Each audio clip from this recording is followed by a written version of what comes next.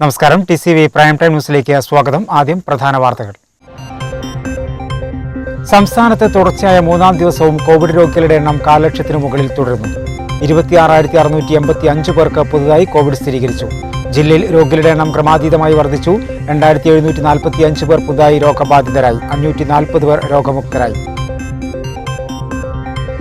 സംസ്ഥാനത്ത് വാരാന്ത്യ mini lockdown ആരംഭിച്ചു. ലോക്ക്ഡൌണിനോട് ജനങ്ങൾ പൂർണ്ണമായും സഹകരിച്ചു. പുറത്തിറങ്ങുന്നത് അത്യാവശ്യ കാര്യങ്ങൾക്ക് മാത്രമാണ്. കോവിഡ് വ്യാപനം രൂക്ഷമായ സാഹചര്യത്തിൽ സംസ്ഥാനത്ത് ഏർപ്പെടുത്തിയ നിയന്ത്രണം തിരൂരിൽ പൂർണ്ണം.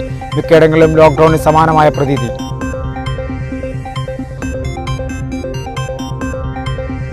സുബീറ വധക്കേസിൽ നിർണായക തെളിവായ സ്വർണ്ണാഭരണങ്ങൾ കണ്ടെത്തി. അന്വേഷണ സംഘം പ്രതിയുമായി നടത്തിയ തെളിവെടുപ്പിലാണ് സ്വർണ്ണാഭരണങ്ങൾ കണ്ടെത്തിയത്.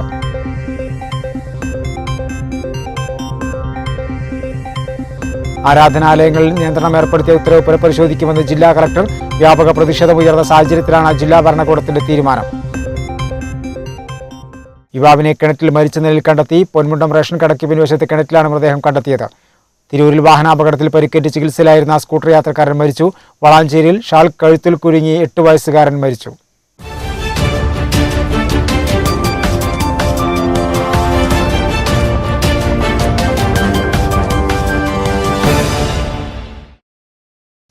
വിശദമായ വാർത്തകളിലേക്ക്. സംസ്ഥാനത്ത് തുടർച്ചയായ മൂന്നാം ദിവസവും കോവിഡ് രോഗികളുടെ എണ്ണം 1,00,000 ലക്ഷത്തിന് മുകളിൽ തുടരുന്നു. 26,655 പേർക്ക് പുതുതായി കോവിഡ് സ്ഥിരീകരിച്ചു. 24 മണിക്കൂറിനിടെ 1,31,155 സാമ്പിളുകൾ പരിശോധിച്ചപ്പോൾ 20.35 ടെസ്റ്റ് പോസിറ്റിവിറ്റി നിരക്ക്. 7,067 പേർ രോഗമുക്തരായി ആശുപത്രി വിട്ടു. 25 മരണങ്ങൾ കൂടി സ്ഥിരീകരിച്ചു. സംസ്ഥാനത്ത് പ്രതിദിന രോഗികളുടെ എണ്ണം ആശങ്കാജനകമായി ഉയർന്നുകൊണ്ടിരിക്കുകയാണ്. പുതുതായി 26,685 പേർക്കാണ് കോവിഡ് സ്ഥിരീകരിച്ചത്. തുടർച്ചയായ മൂന്നാം ദിവസവും കോവിഡ് രോഗികളുടെ പ്രതിദിന എണ്ണം 1,00,000 ലക്ഷത്തിന് മുകളിൽ തുടരുകയാണ്. എറണാകുളം, കോഴിക്കോട് ജില്ലകളിലാണ് ഏറ്റവും കൂടുതൽ രോഗികളുള്ളത്. കോഴിക്കോട് ജില്ലയിലാണ് ഇന്ന് ഏറ്റവും അധികം പേർക്ക് രോഗം സ്ഥിരീകരിച്ചത്. പുതുതായി 3,767 പേർക്ക് കോഴിക്കോട് ജില്ലയിൽ രോഗം സ്ഥിരീകരിച്ചു. എറണാകുളം 3,320, തിരുവനന്തപുരം 2,383, കോട്ടയം 2,062, കണ്ണൂർ 1,755, ആലപ്പുഴ 1,750, പാലക്കാട് 1,512, കൊല്ലം 1,255, പത്തനംതിട്ട 933, കാസർഗോഡ് 908, വയനാട് 873, ഇടുക്കി 838 എന്നിങ്ങനെയാണ് മറ്റു ജില്ലകളിലെ കണക്കുകൾ. UK, സൗത്ത് ആഫ്രിക്ക, ബ്രസീൽ എന്നിവിടങ്ങളിൽ നിന്നെത്തിയ ആർക്കും 24 മണിക്കൂറിനകം രോഗം സ്ഥിരീകരിച്ചിട്ടില്ല. സംസ്ഥാനത്ത് ടെസ്റ്റ് പോസിറ്റിവിറ്റി നിരക്ക് 20% മുകളിൽ തുടരുകയാണ്. 24 മണിക്കൂറിനിടെ 1,31,155 സാമ്പിളുകൾ പരിശോധിച്ചപ്പോൾ 20.35 ടെസ്റ്റ് പോസിറ്റിവിറ്റി നിരക്ക്. സംസ്ഥാനത്ത് നടത്തുന്ന രണ്ടാം ഘട്ട കൂട്ടപരിശോധനയുടെ ഭാഗമായി 2,90,262 സാമ്പിളുകൾ പരിശോധിച്ചതായും മുഖ്യമന്ത്രി അറിയിച്ചു. 24 മണിക്കൂറിനുള്ളിൽ 7,067 പേർ രോഗമുക്തരായി ആശുപത്രി വിട്ടത് ആശ്വാസം പകരുന്നുണ്ട്. സംസ്ഥാനത്ത് നിലവിൽ 4,31,000 പേർ ക്വാറന്റൈനിലുണ്ട്. ആശുപത്രികളിൽ 18,415 പേരാണ് നിരീക്ഷണത്തിലുള്ളത്. 25 മരണങ്ങളാണ് കഴിഞ്ഞ 24 മണിക്കൂറിനിടെ സംസ്ഥാനത്ത് കോവിഡ് മൂലം സ്ഥിരീകരിച്ചത്. ജില്ലയിൽ രോഗികളുടെ എണ്ണം ക്രമാതീതമായി വർദ്ധിച്ചു. 2,745 പേർ പുതുതായി രോഗബാധിതരായി. സമ്പർക്ക രോഗികളുടെ എണ്ണം വർദ്ധിക്കുന്നത് ആശങ്കയേറ്റുന്നു. 2,634 പേർക്കാണ് സമ്പർക്കത്തിലൂടെ രോഗബാധ. 540 പേർ രോഗമുക്തരായി. ജില്ലയിൽ കോവിഡ് വ്യാപനം അതീവ രൂക്ഷമായി തന്നെ തുടരുകയാണ്. 2,745 പേർക്കാണ് ശനിയാഴ്ച രോഗബാധ സ്ഥിരീകരിച്ചത്. പ്രതിദിന രോഗികളുടെ എണ്ണം ക്രമാതീതമായി വർദ്ധിച്ചുകൊണ്ടിരിക്കുകയാണ്. നേരിട്ടുള്ള സമ്പർക്കത്തിലൂടെ വൈറസ് ബാധിതരാകുന്നവർ വർദ്ധിക്കുന്നത് ആശങ്കയേറ്റുന്നുണ്ട്. 2,634 പേർക്കാണ് ശനിയാഴ്ച മാത്രം സമ്പർക്കത്തിലൂടെ വൈറസ് ബാധ സ്ഥിരീകരിച്ചത്. 86 പേർക്ക് ഉറവിടമറിയാതെയും രോഗബാധയുണ്ടായി. വൈറസ് ബാധിതരിൽ 5 പേർ വിദേശ രാജ്യങ്ങളിൽ നിന്നെത്തിയവരും 20 പേർ ഇതര സംസ്ഥാനങ്ങളിൽ നിന്നെത്തിയവരുമാണ്. ഇതുവരെയായി 645 പേരാണ് കോവിഡ് ബാധിതരായി ജില്ലയിൽ മരണപ്പെട്ടത്. അതേസമയം രോഗമുക്തരുടെ എണ്ണത്തിൽ നേരിയ വർധനവുണ്ടായത് നേരിയ ആശ്വാസത്തിന് വക നൽകുന്നുണ്ട്. 540 പേർ കൂടി ജില്ലയിൽ രോഗമുക്തരായി. ഇതോടെ ആകെ 1,27,249 പേരാണ് രോഗമുക്തരായി ആശുപത്രി വിട്ടത്. ജില്ലയിൽ നിലവിൽ 35,871 പേരാണ് നിരീക്ഷണത്തിൽ കഴിയുന്നത്. 19,583 പേർ വിവിധ ചികിത്സാ കേന്ദ്രങ്ങളിലായി നിരീക്ഷണത്തിലുണ്ട്. പ്രത്യേക ചികിത്സാ കേന്ദ്രങ്ങളായ ആശുപത്രികളിൽ 390 പേരും വിവിധ ഫസ്റ്റ് ലൈൻ ട്രീറ്റ്മെന്റ് സെന്ററുകളിൽ 239 പേരും 185 പേർ സെക്കൻഡ് ലൈൻ ട്രീറ്റ്മെന്റ് സെന്ററുകളിലുമാണ്. ശേഷിക്കുന്നവർ വീടുകളിലും മറ്റുമായി നിരീക്ഷണത്തിൽ കഴിയുന്നു. കോവിഡ് രണ്ടാം തരംഗം ഗുരുതര ആരോഗ്യ വെല്ലുവിളി സൃഷ്ടിക്കുന്ന സാഹചര്യത്തിൽ പൊതുജനങ്ങൾ സ്വയം സുരക്ഷ ഉറപ്പാക്കണമെന്ന് ജില്ലാ കളക്ടർ കെ ഗോപാലകൃഷ്ണൻ അറിയിച്ചു. പൊതു ഇടപെടലുകളിൽ ഏർപ്പെടുന്നവർ വൈറസ് ബാധയ്ക്കുള്ള സാഹചര്യങ്ങൾ തിരിച്ചറിയണം. സർക്കാർ നിർദ്ദേശപ്രകാരം ജില്ലാ ഭരണകൂടത്തിന്റെ നേതൃത്വത്തിൽ ആരോഗ്യവകുപ്പും ഇതര സർക്കാർ വകുപ്പുകളും രോഗവ്യാപനം തടയാനുള്ള കർമ്മ പദ്ധതികൾ ആവിഷ്കരിക്കുകയാണ്. ഇതിന് പൊതുജന പിന്തുണ അനിവാര്യമാണെന്നും ജില്ലാ കളക്ടർ അറിയിച്ചു. സമ്പർക്കത്തിലൂടെ രോഗികളാകുന്നവർ ക്രമാതീതമായി വരുന്ന സാഹചര്യം തടയേണ്ടത് അത്യന്താപേക്ഷിതമാണെന്ന് ജില്ലാ medical officer doctor K Sakeena അറിയിച്ചു. വൈറസ് ബാധിതരുമായുള്ള സമ്പർക്കം പരമാവധി ഒഴിവാക്കണം. വീടുകളിൽ നിന്ന് പുറത്തിറങ്ങുന്നവർ സാമൂഹ്യ അകലം ഉറപ്പാക്കുകയും കൃത്യമായ ഇടവേളകളിൽ കൈകൾ സോപ്പും വെള്ളവും ഉപയോഗിച്ചോ സാനിറ്റൈസർ ഉപയോഗിച്ചോ വൃത്തിയാക്കണമെന്നും ജില്ലാ മെഡിക്കൽ ഓഫീസർ അറിയിച്ചു. സംസ്ഥാനത്ത് വാരാന്ത്യ മിനി ലോക്ക്ഡൌൺ ആരംഭിച്ചു. ലോക്ക്ഡൌണിനോട് ജനങ്ങൾ പൂർണ്ണമായും സഹകരിച്ചു. പുറത്തിറങ്ങുന്നത് അത്യാവശ്യ കാര്യങ്ങൾക്ക് മാത്രമാണ്. കടകമ്പോളങ്ങൾ അടഞ്ഞുകിടക്കുകയാണ്. ഏതാനും സ്വകാര്യ ബസ്സുകൾ മാത്രമാണ് പൊതുഗതാഗത മേഖലയിൽ സർവീസ് നടത്തുന്നത്. സംസ്ഥാനത്ത് കോവിഡ് അതിവ്യാപനം രൂക്ഷമായ സാഹചര്യത്തിലാണ് ശനി ഞായർ ദിവസങ്ങളിൽ സമ്പൂർണ്ണ ലോക്ക്ഡൌൺ ഏർപ്പെടുത്താനുള്ള തീരുമാനം. എന്നാൽ അവശ്യ സേവനങ്ങൾക്കും അനുമതി നൽകുകയും ചെയ്തിട്ടുണ്ട്. ലോക്ക്ഡൌണിന് സമാനമായ നിയന്ത്രണങ്ങളാണ് ഏർപ്പെടുത്തിയിട്ടുള്ളത്. പാൽ, പച്ചക്കറി, പലവ്യഞ്ജനം തുടങ്ങി അവശ്യ സാധനങ്ങൾ വിൽക്കുന്ന കടകൾ മാത്രം തുറക്കാൻ അനുമതിയുണ്ട്. ഹോട്ടലുകളിൽ പാഴ്സൽ ഓൺലൈൻ സേവനങ്ങൾ മാത്രമാണ് അനുവദിച്ചിട്ടുള്ളത്. KSRTC 60% സർവീസുകൾ നടത്തും. ട്രെയിൻ, ദീർഘദൂര സർവീസുകളും ഉണ്ടാകും. ആളുകൾ അത്യാവശ്യ കാര്യത്തിനല്ലാതെ പുറത്തിറങ്ങരുതെന്ന് നിർദ്ദേശം നൽകിയിട്ടുണ്ട്. കുതിച്ചുയരുന്ന കോവിഡ് കണക്കുകൾ നിയന്ത്രണ വിധേയമാക്കാനാണ് സംസ്ഥാനത്ത് കടുത്ത നിയന്ത്രണങ്ങൾ കൊണ്ടുവരുന്നത്. വീടുകളിൽ മീൻ എത്തിച്ചുള്ള വിൽപ്പനയും നടത്താൻ അനുമതിയുണ്ട്. ഓട്ടോ, ടാക്സി എന്നിവ അത്യാവശ്യ ആവശ്യത്തിന് മാത്രമായിരിക്കും സർവീസ് നടത്തുക. +2 പരീക്ഷകൾക്ക് മാറ്റമില്ല. കോവിഡ് വാക്സിൻ എടുക്കാൻ പോകുന്നവർക്കും ഇളവുണ്ട്. വിവാഹ ചടങ്ങിൽ പങ്കെടുക്കാൻ പോകുന്നവർ തിരിച്ചറിയൽ കാർഡും ക്ഷണക്കത്തും കരുതണം. സർക്കാർ പൊതുമേഖലാ സ്ഥാപനങ്ങളും ബാങ്കുകളും അവധിയാണ്. സ്വകാര്യ സ്ഥാപനങ്ങളിൽ ജോലി ചെയ്യുന്നവർ തിരിച്ചറിയൽ കാർഡ് കാണിച്ചാൽ ഓഫീസിൽ പോകാൻ സാധിക്കും. 24 മണിക്കൂറും പ്രവർത്തിക്കുന്ന വ്യവസായങ്ങൾക്കും ഇളവ് അനുവദിച്ചിട്ടുണ്ട്. രാത്രികാല കർഫ്യൂവിന് പിന്നാലെയാണ് ലോക്ക്ഡൌണിന് സമാനമായി വാരാന്ത്യ ലോക്ക്ഡൌൺ ഏർപ്പെടുത്താൻ തീരുമാനിച്ചത്. എല്ലാ സംസ്ഥാന കേന്ദ്ര സർക്കാർ ഓഫീസുകൾ, സ്ഥാപനങ്ങൾ, തദ്ദേശ ഭരണ സ്ഥാപനങ്ങൾ തുടങ്ങിയവയിൽ അടിയന്തര അത്യാവശ്യ സർവീസുകൾ മാത്രമാണ് അനുവദിക്കുക. കോവിഡ് പ്രതിരോധ പ്രവർത്തനങ്ങൾ ഏകോപിപ്പിക്കുന്ന സ്ഥാപനങ്ങൾ എന്നിവയും പൂർണ്ണതോതിൽ പ്രവർത്തിക്കണം. അടിയന്തര അവശ്യ സേവനങ്ങൾ കൈകാര്യം ചെയ്യുന്നതും തുടർ പ്രവർത്തനങ്ങൾ ആവശ്യമുള്ളതുമായ എല്ലാ വ്യവസായങ്ങളും കമ്പനികളും സന്നദ്ധ സംഘടനകളും 24 മണിക്കൂറും പ്രവർത്തിക്കാൻ അനുമതിയുണ്ട്. അത്തരം സ്ഥാപനങ്ങളിലെ ജീവനക്കാർക്ക് ബന്ധപ്പെട്ട സ്ഥാപന മേധാവികൾ നൽകിയ ID കാർഡ് ഉപയോഗിച്ച് യാത്ര ചെയ്യുന്നതിനും അനുമതിയുണ്ട്. ടെലികോം, ഇന്റർനെറ്റ് സേവനദാതാക്കളായ കമ്പനികളുടെ ജീവനക്കാർക്കും വാഹനങ്ങൾക്കും അതാത് സ്ഥാപന മേധാവികൾ നൽകിയ ID കാർഡ് ഉപയോഗിച്ച് യാത്ര ചെയ്യാം. അടിയന്തര സാഹചര്യമില്ലെങ്കിൽ ITES കമ്പനികൾ ജീവനക്കാർക്ക് വർക്ക് ഫ്രം ഹോം നടപ്പാക്കണമെന്നും നിർദ്ദേശമുണ്ട്. ദീർഘദൂര ബസ് സർവീസുകൾ, ട്രെയിനുകൾ, വിമാനയാത്രകൾ എന്നിവ അനുവദനീയമാണ്.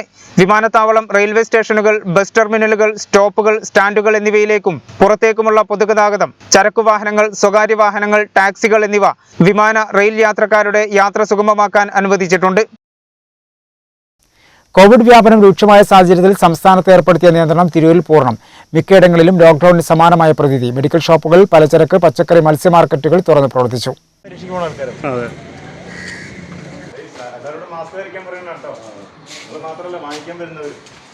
തിരൂർ നഗരത്തിലെ മിക്കയിടങ്ങളിലും ലോക്ക്ഡൌണിന് സമാനമായ പ്രതീതിയായിരുന്നു. മെഡിക്കൽ ഷോപ്പുകൾ, പലചരക്ക്, പച്ചക്കറി, മത്സ്യ മാർക്കറ്റുകൾ തുറന്ന് പ്രവർത്തിച്ചു. ഹോട്ടലുകളും റെസ്റ്റോറന്റുകളും മറ്റു വ്യാപാര സ്ഥാപനങ്ങളും അടഞ്ഞുകിടന്നു. ബസ്സുകൾ മിക്കതും സർവീസ് നടത്തിയില്ല. നിയന്ത്രണങ്ങളോടെ വിരലെണ്ണാവുന്ന ബസ്സുകൾ മാത്രമാണ് സർവീസ് നടത്തിയത്. സർക്കാർ ഓഫീസുകളും അടഞ്ഞുകിടന്നു. പച്ചക്കറി, മത്സ്യ മാർക്കറ്റുകളിൽ പോലീസിന്റെ നേതൃത്വത്തിൽ കടകൾ കയറി നിർദ്ദേശങ്ങൾ നൽകിയിരുന്നു.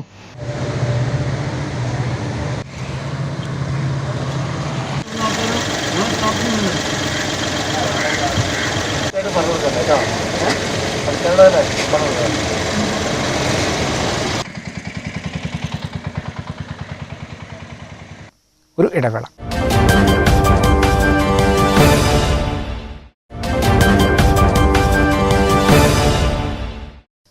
വാർത്തകൾ തുടർന്നു.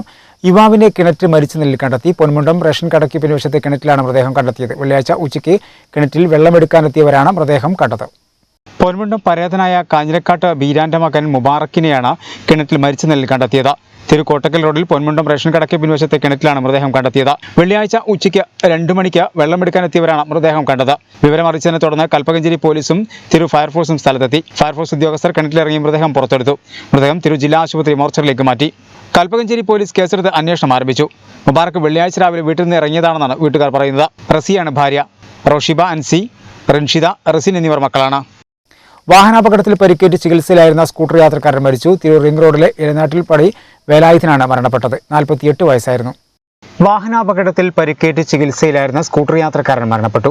തിരൂർ നഗരസഭ മുൻ CDS ചെയർപേഴ്സൺ കവിതയുടെ ഭർത്താവും PKD മത്സ്യമൊത്ത വ്യാപാര കമ്പനിയുടെ ഡ്രൈവറുമായ തിരൂർ റിംഗ് റോഡിലെ ഇലനാട്ടിൽ പടി വേലായുധനാണ് മരണപ്പെട്ടത്. 48 വയസ്സായിരുന്നു. വെള്ളിയാഴ്ച ഉച്ചയ്ക്ക് തിരൂർ ടൗണിൽ വെച്ച വേലായുധൻ സഞ്ചരിച്ച സ്കൂട്ടർ അപകടത്തിൽപ്പെടുകയായിരുന്നു. പെരിന്തൽമണ്ണ സ്വകാര്യ ആശുപത്രിയിൽ എത്തിച്ചെങ്കിലും ചികിത്സയിലിരിക്കെ വെള്ളിയാഴ്ച രാത്രിയോടെ മരണം സംഭവിക്കുകയായിരുന്നു. ഷൈനി, ഷാനി, ഷിബിൻ എന്നിവർ മക്കളാണ്. വളാഞ്ചേരിയിൽ ഷാൾ കഴുത്തിൽ കുരുങ്ങി 8 വയസ്സുകാരൻ മരിച്ചു. പുറമണ്ണൂർ മുഹമ്മദ് യൂനിസിന്റെ മകൻ മുഹമ്മദ് ഷാദിലാണ് മരണപ്പെട്ടത്. കളിക്കുന്നതിനിടെയാണ് അപകടം. വീട്ടിൽ കളിക്കുന്നതിനിടയിലാണ് ദാരുണ സംഭവമുണ്ടായത്. കളിക്കുന്നതിനിടയിൽ ഷാൾ കഴുത്തിൽ കുരുങ്ങി ശ്വാസം മുട്ടിയാണ് വിദ്യാർത്ഥി മരിച്ചത്. വളാഞ്ചേരി പുറമണ്ണൂർ കണക്കത്തൊടി പലകണ്ടത്തിൽ മുഹമ്മദ് യൂനിസിന്റെ മകൻ മുഹമ്മദ് ഷാദിലാണ് മരിച്ചത്. പുറമണ്ണൂർ മജ്ലിസ് സ്കൂളിലെ 2ാം ക്ലാസ് വിദ്യാർത്ഥിയാണ്. ഫൗസിയയാണ് ഉമ്മ.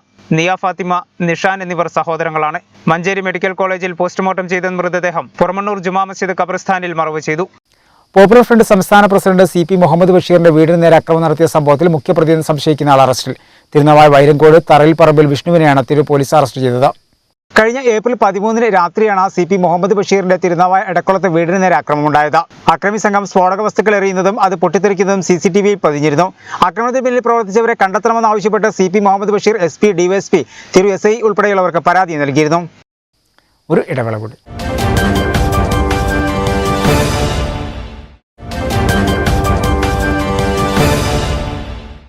വാർത്തകൾ തുടർന്നു. വളവന്നൂർ തുവക്കാട് കൊടവട്ടത്ത് കായൽ മണ്ണിട്ട് നികത്തുന്നതായി പരാതി. കായൽ തൂർക്കാനുള്ള ശ്രമത്തെ എതിർത്തവരെ ഭൂവുടമകൾ കള്ളക്കേസിൽപ്പെടുത്തുന്നതായി നാട്ടുകാരുടെ പരാതി. വളവന്നൂർ പഞ്ചായത്തിലെ 6ാം വാർഡ് നെല്ലാംപറമ്പ് കൊടവട്ടത്ത് കായൽ ഭൂവുടമകളുടെ നേതൃത്വത്തിൽ മണ്ണിട്ട് നികത്താൻ ശ്രമിച്ചത് എതിർത്ത 7ഓളം പ്രദേശവാസികളെ കള്ളക്കേസിൽപ്പെടുത്തുന്നതായാണ് പരാതിയുള്ളത്. 30 വർഷക്കാലമായി പ്രദേശത്തും പരിസരത്തുമായി നിരവധി കുടുംബങ്ങൾ വെള്ളത്തിനായി കൊടവട്ടത്ത് കായലിനെയാണ് ആശ്രയിക്കുന്നത്. ഇത് ഒരു 85-86 ഈ സ്ഥലം കംപ്ലീറ്റ് ഞങ്ങൾക്ക് കുടിവെള്ള സ്രോതസ് എല്ലാവർക്കും വേണ്ട ഒരു സ്ഥലമായിരുന്നത്. ഇത്രയും വെള്ളം അവിടുന്ന് വന്ന് സ്റ്റോർ ചെയ്ത് നിൽക്കുന്ന സ്ഥലമാണ്. അതൊരു കായലിന് കൊടവട്ടത്ത് കായലെന്ന് പറയാം.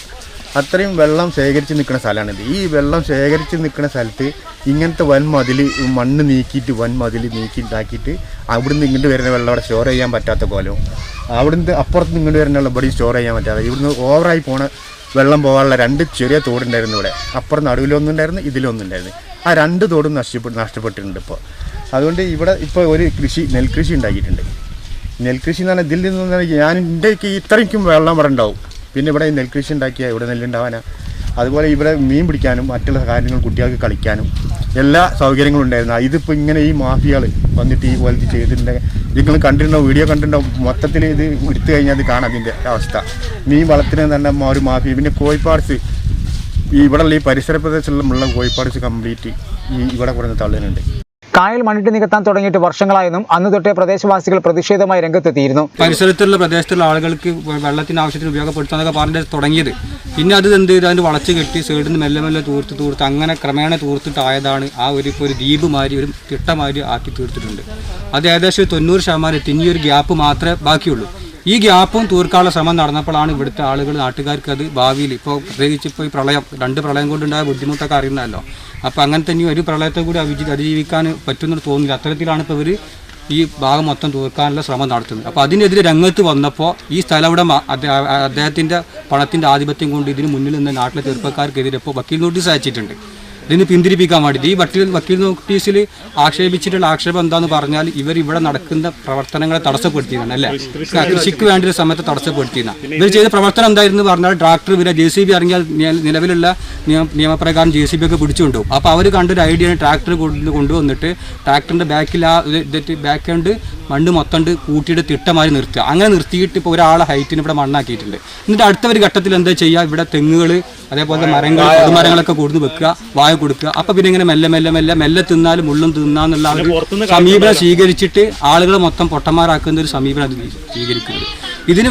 ഇതിന് ബന്ധപ്പെട്ട അധികാരികൾ വില്ലേജിൽ നിന്നായാലും പഞ്ചായത്തിൽ നിന്നായാലും ഹെൽത്തിൽ നിന്നായാലും ബന്ധപ്പെട്ട അധികാരികളുടെ ഒത്താശയോട് കൂടിയാണ് ഇത് ചെയ്യുന്നത് എന്നുള്ളതിൻ്റെ യാഥാർത്ഥ്യം. കായലിൽ കോഴി അവശിഷ്ടങ്ങൾ ഉൾപ്പെടെയുള്ള മാലിന്യങ്ങൾ തള്ളുന്നതിനെതിരെയും പ്രതിഷേധം ഉയർന്നിരുന്നു.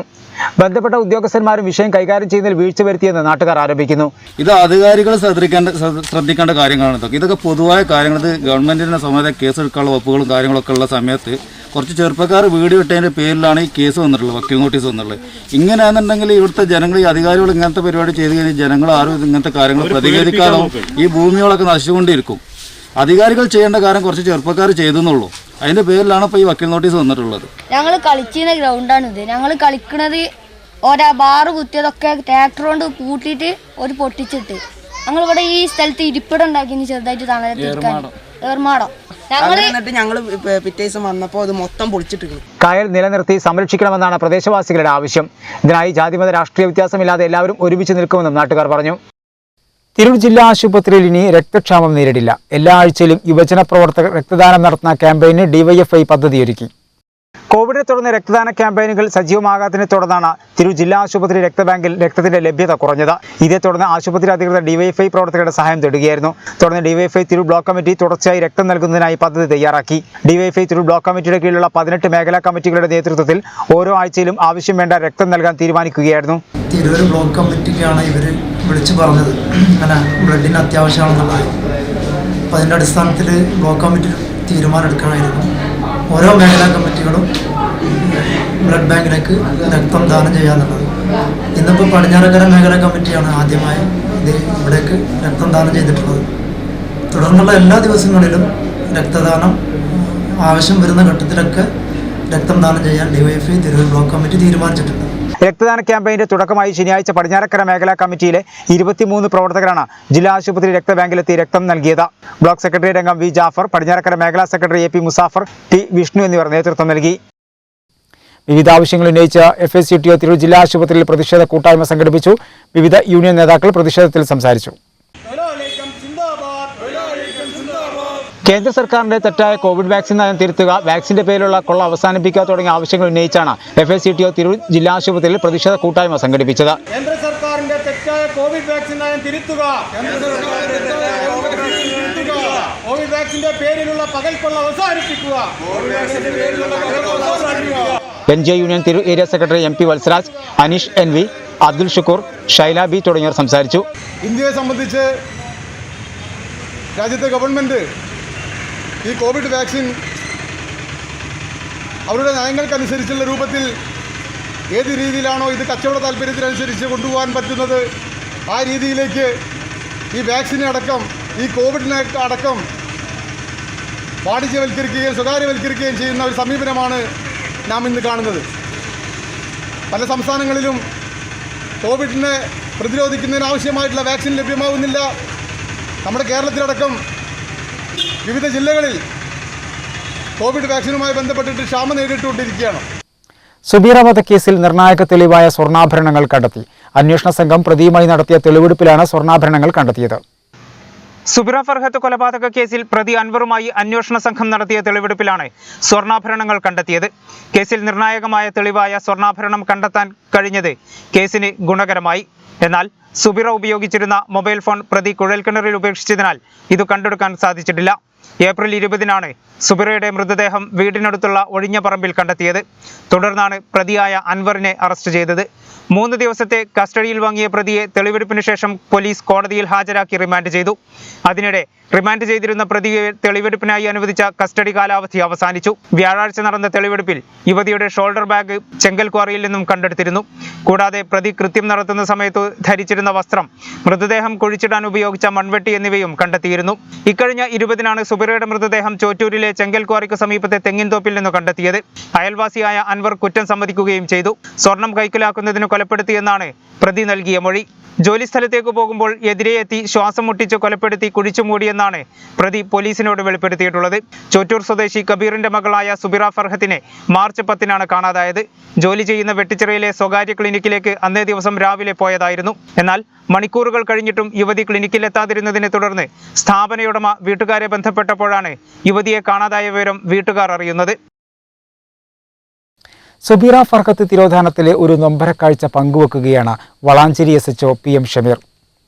സുബീറ ഉപയോഗിച്ചിരുന്ന വസ്തുക്കൾ ഉമ്മ സ്റ്റേഷനിലേക്ക് കൊടുത്തുവിട്ടതിനെക്കുറിച്ചാണ് CI വേദനാജനകമായി ഫേസ്ബുക്കിൽ കുറിച്ചത്. സുബിറ ഫർഹത്തിന്റെ തിരോധനവുമായി ബന്ധപ്പെട്ടുള്ള അന്വേഷണം പുരോഗമിക്കുന്നതിനിടെ സംഭവിച്ച വേദനാജനകമായ ഒരു കാര്യം പറഞ്ഞുകൊണ്ടാണ് വളാഞ്ചേരി SHO PM ഷമീറിന്റെ ഫേസ്ബുക്ക് പോസ്റ്റ്. മകൾ മരിച്ച് മണ്ണിലമർന്നതറിയാതെ കാത്തിരിക്കുന്ന ഒരുമ്മ അവൾ എവിടെയോ ജീവിച്ചിരിക്കുന്നുണ്ടെന്ന വിശ്വാസത്തിൽ വേണ്ടതെല്ലാം കൊടുത്തുവിട്ട സംഭവമാണ് PM ഷമീർ വിശദീകരിച്ചത്. ഹൃദയഭേദകമായ പോലീസുകാരന്റെ ആ കുറിപ്പ് സമൂഹമാധ്യമങ്ങളിലും കണ്ണീരായി നിറഞ്ഞു. PM ഷമീറിന്റെ കുറിപ്പിൽ പറയുന്നത് ഇങ്ങനെ: അന്വേഷണത്തിനിടെ ശാസ്ത്രീയ പരിശോധനയ്ക്ക് സുബിറ ഉപയോഗിച്ചിരുന്ന വസ്തുക്കൾ എന്തെങ്കിലും കിട്ടുമോ എന്നറിയാൻ പോലീസ് ഉദ്യോഗസ്ഥരെ പെൺകുട്ടിയുടെ വീട്ടിലേക്ക് അയച്ചിരുന്നു. ഒരു ദുരന്തം നടന്നാൽ അത് ഏറ്റവും അവസാനം അറിയുന്നത് ബന്ധപ്പെട്ട വീട്ടുകാരായിരിക്കുമെന്നത് കേട്ടറിവുള്ള കാര്യമാണ്. ഇവിടെയും അനുഭവം മറ്റൊന്നായിരുന്നില്ല. സ്വന്തം മകളെ കണ്ടെത്തിയെന്ന പ്രതീക്ഷയിലാണ് പെറ്റമ്മ പോലീസുകാരെ സ്വീകരിച്ചത്. അവർ നൽകിയ വസ്തുക്കളുമായി പോലീസുകാർ സ്റ്റേഷനിൽ തിരിച്ചെത്തി.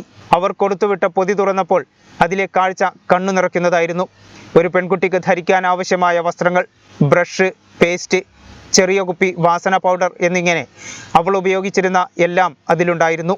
തൻ്റെ മകളെ കണ്ടെത്തിയെന്ന പ്രതീക്ഷയായിരിക്കാം ഉമ്മയെ ഈ വസ്തുക്കൾ തന്നയക്കാൻ പ്രേരിപ്പിച്ചതെന്ന് അദ്ദേഹം പറയുന്നു. മകൾ മണ്ണിലരിഞ്ഞു ചേർന്ന കാര്യം ആ ഉമ്മ അറിഞ്ഞിരുന്നില്ല.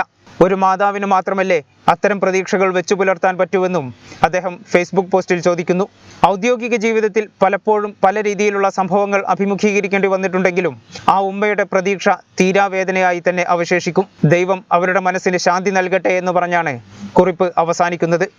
പ്രധാന വാർത്തകൾ ഒരിക്കൽ കൂടി. സംസ്ഥാനത്ത് തുടർച്ചയായ 3-ാം ദിവസവും കോവിഡ് രോഗികളുടെ എണ്ണം 4 ലക്ഷത്തിനു മുകളിൽ തുടരുന്നു.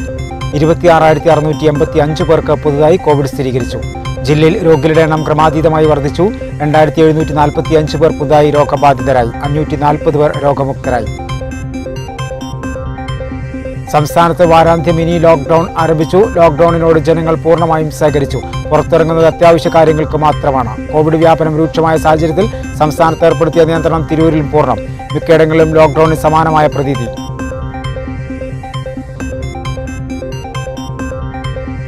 സുബീറ വധക്കേസിൽ നിർണായക തെളിവായ സ്വർണ്ണാഭരണങ്ങൾ കണ്ടെത്തി. അന്വേഷണ സംഘം പ്രതിയുമായി നടത്തിയ തെളിവെടുപ്പിലാണ് സ്വർണ്ണാഭരണങ്ങൾ കണ്ടെത്തിയത്.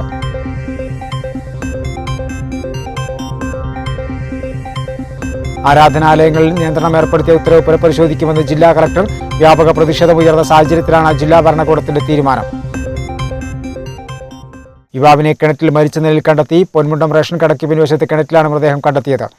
തിരൂരിൽ വാഹനാപകടത്തിൽ പരിക്കേറ്റ് ചികിത്സയിലായിരുന്ന സ്കൂട്ടർ യാത്രക്കാരൻ മരിച്ചു. വളാഞ്ചേരിയിൽ ഷാൾ കഴുത്തിൽ കുരുങ്ങി 8 വയസ്സുകാരൻ മരിച്ചു. ഇതോടുകൂടി വാർത്തകൾ സമാപിക്കുന്നു. നന്ദി, നമസ്കാരം.